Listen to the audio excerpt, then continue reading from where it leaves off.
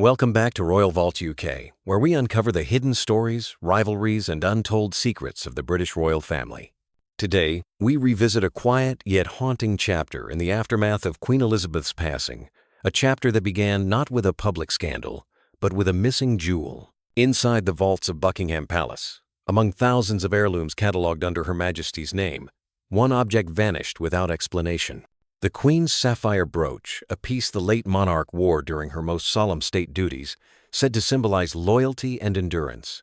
At first, it seemed like a minor clerical mistake, but as whispers grew within palace corridors, a troubling reality began to surface.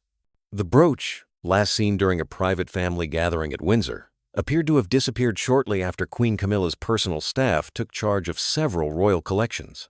Sources close to the palace spoke of hushed conversations, uneasy glances, and a tension that seemed to deepen by the day.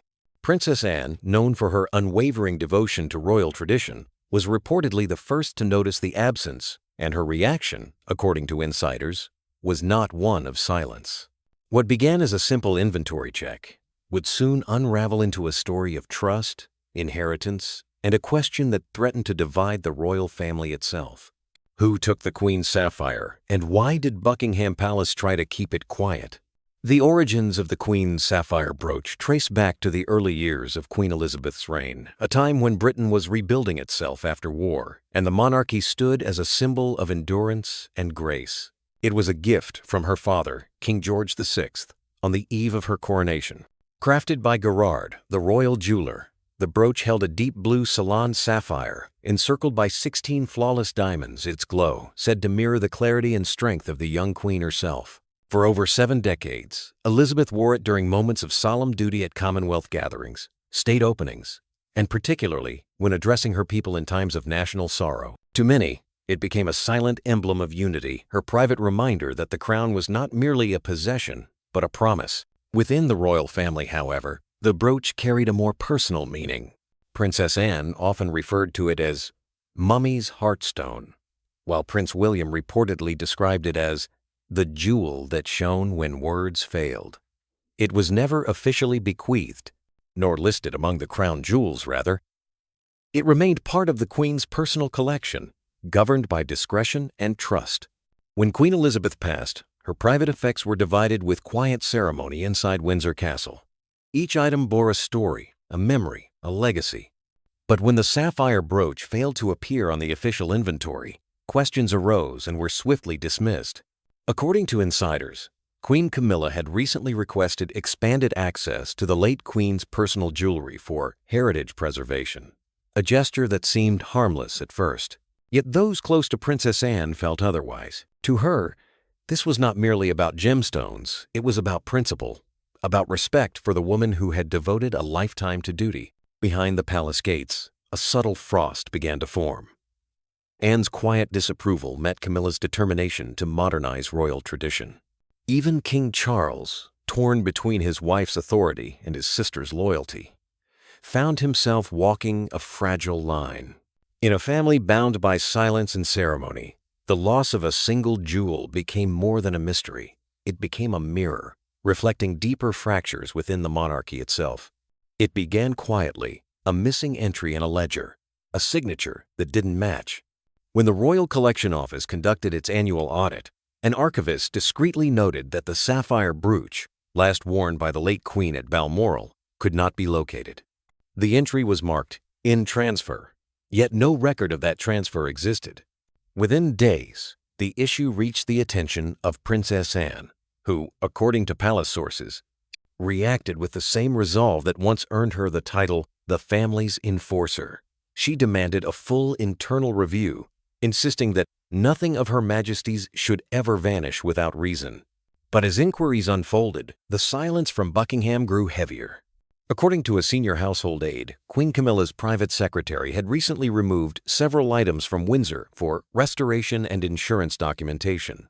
Among them, allegedly, was a small velvet box sealed with the insignia of George VI. When confronted, Camilla's office denied any wrongdoing, citing routine archival maintenance. Yet whispers began to circulate that the sapphire might have been intended for display in a private royal exhibit, one under Camilla's new patronage. Inside the palace, Lines were drawn. Princess Anne, supported quietly by Prince William, viewed the disappearance as a breach of trust, a sign that personal ambition was beginning to overshadow tradition. It wasn't about the jewel, one royal confidant later remarked. It was about what it stood for. William, who had inherited his grandmother's sense of restraint, reportedly urged his father to act, but King Charles hesitated. For a man who had waited a lifetime to wear the crown, the thought of public scandal during his first year as monarch was intolerable. He chose discretion over confrontation. A private meeting was held in Clarence House, attended only by Charles, Camilla, and Anne. According to multiple palace insiders, the discussion grew tense. Anne spoke first, calm but unwavering, reminding her brother that Mother trusted us to guard her memory, not to trade it for appearances. Camilla's reply, described by witnesses as cold yet composed, struck a different chord. She insisted the sapphire's removal was for preservation, not possession. The monarchy must live beyond sentiment, she said, or it will fade with it. For a moment, the room fell silent. King Charles, torn between two worlds, duty and domestic peace, ended the meeting without resolution. The sapphire remained unaccounted for. In the weeks that followed, rumors leaked through the press. Anonymous courtiers hinted that the missing brooch had reappeared briefly at a private royal gala pinned discreetly to Camilla's gown. Photographs were later edited before release, but one grainy frame, captured by a guest's phone, showed a glimmer unmistakably blue beneath the lights. The monarchy, so skilled at keeping secrets, now faced a quiet storm, one too delicate for headlines, but powerful enough to fracture trust behind palace walls.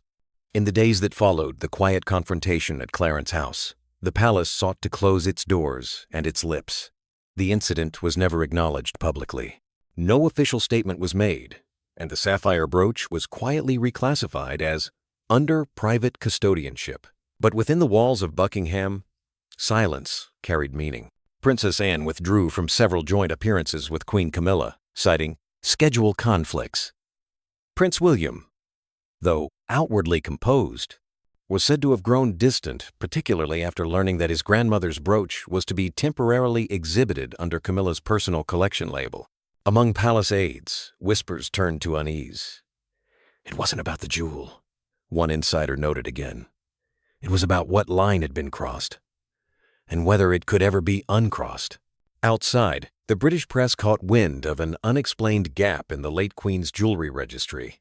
The tabloids ran cautious headlines, referring to a missing heirloom and palace tensions. Yet those who knew the family best understood that this was not a story about a sapphire. It was a story about control. For King Charles, the loss of the brooch became a test of leadership. To intervene would mean humiliating his queen. To remain silent meant alienating his sister and son. He chose silence, a decision that, while politically measured, came at a personal cost. Royal historians later described the moment as symbolic of a deeper shift within the monarchy, the balance between tradition and transition.